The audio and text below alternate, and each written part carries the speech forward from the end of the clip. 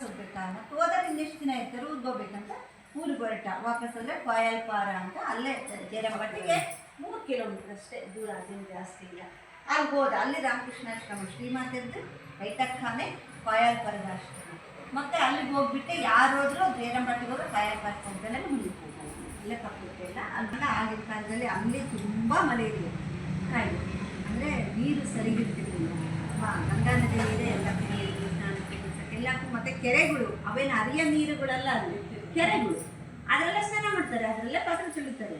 ಮತ್ತು ಕುಡಿಯೋ ನೀರು ಎಲ್ಲ ಬೇಗ ಬೇಗ ಕಾಯಿಲೆ ಬಿದ್ದುಬಿಡ್ತಿದಂತೆ ಮಲೇರಿಯಾಕ್ಕೆ. ಇವನು ಹೋದನು ಕಾಲರ ರೋಗ ತುತ್ತಾದ, ಇವನು ವಾಂತಿ ಬೇಡಿ ಹಂಗಾಗಿದ ತಕ್ಷಣ ಅವನು ಅಲ್ಲಿನ ಹಾಸ್ಪಿಟ್ಲ್ಗಳಿರಲ್ಲ, ಡಾಕ್ಟರ್ಸ್ ಇರಲ್ಲ, ರಾಮಕೃಷ್ಣ ಸ್ಮರಣೆ ಮಾಡ್ತಾ ಒಂದು ಹೆಸರಿಲ್ಲ. ಈ ವರ್ತಮಾನ ಶ್ರೀಮಾತೆಯವರಿಗೆ ತಲುಪಿತು. ತಾಯಿ ಕರಳು ದುಃಖ ಜರ್ಜಿತವಾಯಿತು. ಕಣ್ಣೀರ ಕೋಡಿ ಹರಿಸುತ್ತಲೇ ಅವರು, ಅಯ್ಯೋ ನನ್ನ ರತ್ನದಂಥ ಮಗ ಹೋಗಿಬಿಟ್ಟ, ಆದರೆ ಖಂಡಿತವಾಗಿ ಅವನಿಗೆ ಇದೇ ಕೊನೆಯ ಜನ್ಮ ಎಂದು ನುಡಿದರು. ಶ್ರೀಮಾತೆಯ ವರ್ತಮಾನ ಗೊತ್ತಾಯ್ತು. ಎಷ್ಟು ನೋವು ಪಟ್ಕೊಂಡ್ರು, ಅವರು ಕಣ್ಣೀರು ಕೋಡಿನೇ ಹರಿದೋಗ್ಬಿಟ್ಟು. ಇಲ್ಲಿಂದ 3 ಕಿಲೋಮೀಟ್ರ್ ಹೋಗಿ ಅಂಥದ್ದು ಗಾಯದ ಅಂತ ಹೇಳ್ತೀನಿ. ಆವಾಗ ಶ್ರೀಮಾತೆಯರು ಆ ದುಃಖದಿಂದ ಹೊರಗೆ ಬಂದು ಹೇಳಿದರು, ಅವನಿಗೆ ಮತ್ತೆ ಜನ್ಮ ಇಲ್ಲ, ಇದೇ ಜನ್ಮನೇ ಲಾಸ್ಟ್, ಅವನಿಗೆ ಮೋಕ್ಷ ಸಿಕ್ತು. ಅವನಿಗೆ ತೀರಿಕೊಂಡು ದೇವರು ದುಃಖಿಸುವುದಕ್ಕೂ ಇತರ ಸಾಮಾನ್ಯರು ದುಃಖಿಸುವುದಕ್ಕೂ ಎಷ್ಟೊಂದು ವ್ಯತ್ಯಾಸ. ಶ್ರೀಮಾತೆಯವರು ಹೆತ್ತ ತಾಯಿಯಂತೆ ಅತ್ತರು ಆ ಭಕ್ತನಿಗೆ ಅದೇ ಕೊನೆಯ ಜನ್ಮ ಎಂಬುದನ್ನು ಜ್ಞಾನ ದೃಷ್ಟಿಯಿಂದ ಕಂಡುಕೊಂಡು ಸಮಾಧಾನ ತಂದುಕೊಳ್ಳುವ ಶಕ್ತಿಯು ಅವರಲ್ಲಿತ್ತು. ಆದರೂ ಈ ಘಟನೆಯನ್ನು ಪರಿಶೀಲಿಸಿದಾಗ ಕೆಲವರಲ್ಲಿ ಸಂದೇಹವಿರಬಹುದು. ಇದೆಂಥ ಅನ್ಯಾಯ! ಶ್ರೀಮಾತೆಯವರಿಂದ ಮಂತ್ರದೀಕ್ಷೆ ಪಡೆದವನು ಮನೆಯನ್ನು ತಲುಪದೆ ಮೃತ್ಯುವಶನಾಗಿ ಬಿಟ್ಟನಲ್ಲ. ಮಂತ್ರದೀಕ್ಷೆ ಪಡೆದು ಇಂತಹ ದುರ್ಗತಿಗೀಡಾಗಬೇಕಾಯಿತೆ ಎಂದು ಸಾಮಾನ್ಯ ಜನಗಳಿಗೆ ಇದೆಲ್ಲ ಬರ ಪ್ರಶ್ನೆ. ಶ್ರೀಮಾತೆಯಿಂದ ಮಂತ್ರದೀಕ್ಷೆ ತಗೊಂಬಂದ ಮನೆನ ಮುಟ್ಲಿಲ್ಲಲ್ಲ, ಇದೇಂತ?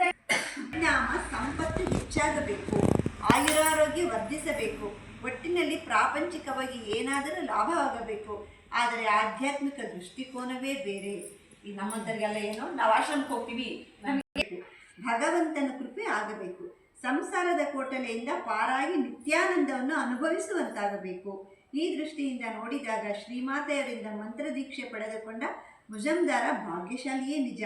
ಏಕೆಂದರೆ ಶ್ರೀಮಾತೆಯವರೇ ಹೇಳುವಂತೆ ಅವನು ಪುನಃ ಹುಟ್ಟಿ ಬಂದು ಸಂಸಾರದ ಕೋಟಲೆಗಳಿಗೆ ಒಳಗಾಗಬೇಕಾದ ದುರ್ಗತಿಯಿಂದ ಪಾರಾಗಿ ವಿಮುಕ್ತನಾದ. ಆ ವಿಷಯ ಹಾಗಿರಲಿ. ಇಲ್ಲಿ ನಾವು ಮುಖ್ಯವಾಗಿ ಗಮನಿಸಬೇಕಾದ ಅಂಶವೆಂದರೆ ಶ್ರೀಮಾತೆಯವರ ವಾತ್ಸಲ್ಯವೆನ್ನುವುದು ಹರಿದು ಬಂದ ಬಗೆ ಅವರಿಗೆ ಆ ಮುಜಮ್ದಾರ ತೀರಾ ಅಪರಿಚಿತ. ದೀಕ್ಷೆ ಪಡೆಯಲು ಬಂದಾಗ ಆದದ್ದೆಷ್ಟು ಅಷ್ಟೇ ಪರಿಚಯ. ಇಷ್ಟೊಂದು ಅಲ್ಪಾವಧಿಯ ಪರಿಚಯದಲ್ಲೇ ಶ್ರೀಮಾತೆಯವರು ಆತನನ್ನು ತಮ್ಮ ಮಗ ಎಂದು ಸ್ವೀಕರಿಸಿದ್ದು ಆಯಿತು, ಅವನು ತೀರಿಕೊಂಡಿದ್ದಕ್ಕೆ 10 ಆಯಿತು.